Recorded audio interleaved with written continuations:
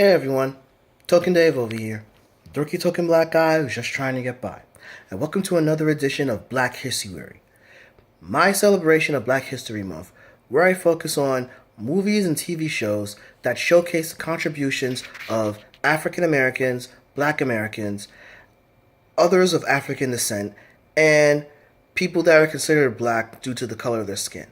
And I know I really have to think of a better way to close my opening because it's both derogatory, not politically correct, and kind of discriminatory. So, I'll be working on that for a long time before next year's Black Hisuary. Anyway, personal confession. I love politics. I love following, I've started following politics regularly. Well, not regularly, but like a lot more so, more closely in 2004. Don't get it twisted. I've always been an avid voter since I was 18. I voted at 18 years old. I voted for every governor, mayor, and president. But it wasn't until 2004 that I paid closer attention to state and local politicians and basically made sure who I was voting for and who was representing me at a more immediate level.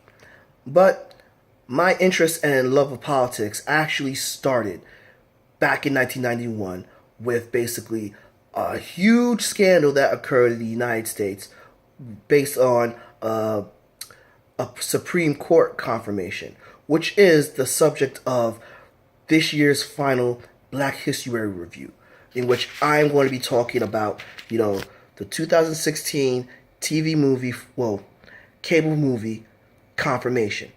So, Confirmation is an HBO movie that basically depicts the, the tumultuous, confirmation hearing of Judge Clarence Thomas to the Supreme Court due to the fact that he has been accused of sexual harassment, by Anita Hill. All right, someone whom he used to work with, a few years back, and basically this accusation had caught nationwide attention, and basically it's one of the earliest high-profile sexual harassment cases that was actually made known to the country. All right, so this movie has a really good cast, headlined by, Kerry Washington of Scandal fame, Wendell Pierce, and Greg Kinnear. But those are the leads. I cannot forget about some of the other character actors, such as Peter McRobbie, Dylan Baker, Bill Irwin, Treat Williams, Kimberly Elise, and Jeffrey Wright. However, there's one more actress that I'm forgetting. I keep forgetting her middle name, but it's Zoe Jones, and I'll be talking about I'll be talking about the rest of them, in a little bit. However, this is a phenomenal cast. It's not an all-star cast, but it's a great cast of great character actors. And right off the bat, one thing that this movie does very effectively, it showcases the cutthroat, vile nature of Washington. We've got basically, you've got aides that are trying to do things by the book, but they see how quickly things get muddied up, and go beyond by what's happening beyond the book and everything. How people use unethical ways to get what they want in order to just score a victory. You also see how basically the media is basically really like despicable vultures and everything, and very, very harsh and unrelenting, So they depict that fairly well, Another thing that I have to praise is basically the cinematography in this movie. The cinematography is amazing. You know, when people talk about cinematography, you know, they just talk about how well, like, you know, an image is captured on film. And that is true, but there's something more to cinematography. You're not actually capturing the picture, but you're actually capturing the emotion, the importance, and the relevance of the scene. You're worried about the angles, you're worried about the lighting, you're worried about capturing the emotion and the weight of an occurrence that happens. And in that regard, the cinematography is amazing.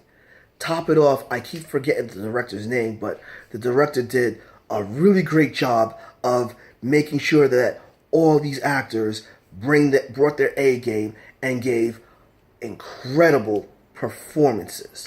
You know, what else can I talk about this movie? Because there's a lot that I could talk about within this movie, but it could also muddy some things. And well, you know what? It is a political movie, and you know, I might get political, so bear with me, guys. I try to avoid being political. This is more for entertainment purposes, but it's kind of hard not to because with such a delicate subject matter. Speaking about delicate subject matter, one thing that this movie did is basically it showcased something that's really relevant at this time, which, pardon, which should not be as much as a surprise, stating that this took place back in 1991. However, this shows basically the racial complexity of issues because basically you have a black female accusing a black male of sexual harassment. And basically, it really basically makes things a lot more complex for the general public because they're having a hard time deciding who to side with or whom is telling what story. You know, there's a he said, she said, but whom is more credible? And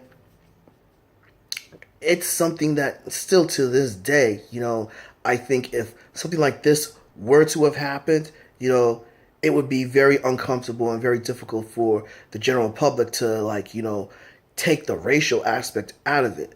Especially, you know, when basically, you know, Clarence Thomas himself, well, not only himself, but also in the performance, you know, you see that, you know, he injects racism into this whole thing, you know, just to make sure he can get his confirmation. Which, okay, going controversial right here. Actually it should be up right now, but I did a token topic on tokenism. And within that, I talked about Sambo, you know, how basically tokens can get mixed up with being considered a token Tom, a Sambo, and a token all-in-one. Well, I zeroed in on what a Sambo was, and basically Clarence Thomas is another example of a Sambo. This is a person that is willing to throw other African Americans or black folk under the bus just for his own, like, you know, accomplishments and everything. And it's not just shown in this movie. It is shown in his litigation as well. How he basically, like, you know, despite the advantages he's gotten thanks to affirmative action and laws were made into the civil rights movement, he used that just to get to where he is right now, and has also tried to knock that out of the park so that others could have a harder time, thinking that since he made it, everyone else could easily do so, which it's not true. And to be honest, you know, one of the reasons why I love Wendell Pierce as an actor and as a performer is because he nailed Clarence Thomas. Oh, good Lord. His performance in this, especially during the controversial speech that Clarence Thomas gave about a high-tech lynching, oh my God, Wendell Pierce just knocked it out of the park. Wendell Pierce is one of the most underrated actors out there, and I am so excited to see that he's going to be portraying Admiral James Greer in the upcoming Jack Ryan series. With that, you know, I must talk about Kerry Washington.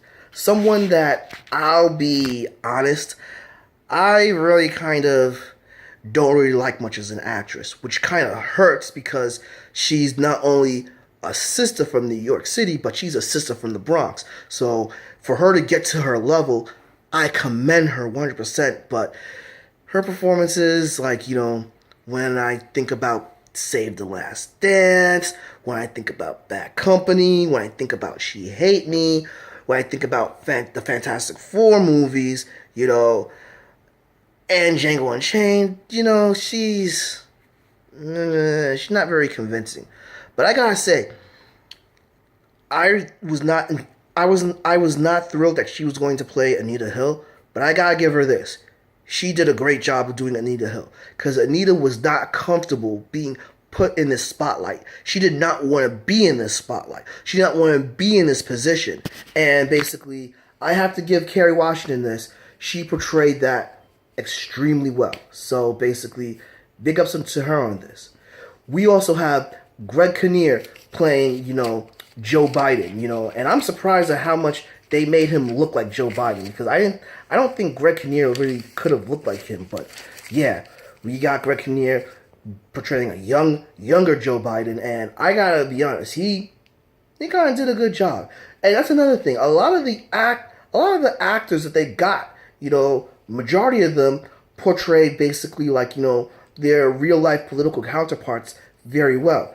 If not by appearance, then by performance, which is something that I'm definitely going to give Peter McRobbie, because Peter McRobbie plays Alan Simpson, one of my favorite politicians of all time. And he nailed Alan Simpson, because Alan Simpson does not take crap from anyone. He is basically harsh, right to the point and everything, and very brash and everything. I wish we could have Alan Simpson back and everything in the Senate, because he's one of the best senators that we've ever had, and he's awesome. We also have basically Dylan Baker doing Orrin Hatch, and we also have Treat Williams playing Ted Kennedy, which I'm like, wow, Treat Williams actually he can resemble Ted Kennedy to a degree. So we got great performances, and we also have great interpretations of Washington, and basically interesting political intrigue that you could tell by how everything played out in this movie. You could tell why the United States is in the political turmoil they're in right now, where basically one side saw that they were losing on merit. They went for the unethical way to cloud your judgment, which is not only something that politicians do, but lawyers do. And, it's a really great direction, really great cinematography, excellent performances. I gotta say, I was going to give this a cool rating, but as I sat down and thought about it, I have to say that this movie is slamming. I like politicians, and I'm able to see a lot of the Easter eggs where they drop in like clips of young Alan Keyes, young Andrea Mitchell, young Kathy Crawford, young John Burr, and everything. They got all that done and everything, which someone like me would find exciting. But if you're interested in basically that tumultuous confirmation hearing and how politics start to basically degrade into turmoil, you will definitely like this. And even if you're not interested, you'll be intrigued by the story, by the pacing, and by the performances. Agree? Disagree? Drop me a comment below. Give me a like. Follow me on Facebook at Token Dave, or on Twitter at TokenDave80. Subscribe and ring that bell so you know when a new video loads. But until then, this has been Token Dave, dorky token black guy who's just trying to get by. And I hope you enjoyed Black Hisuary, everyone. Take care.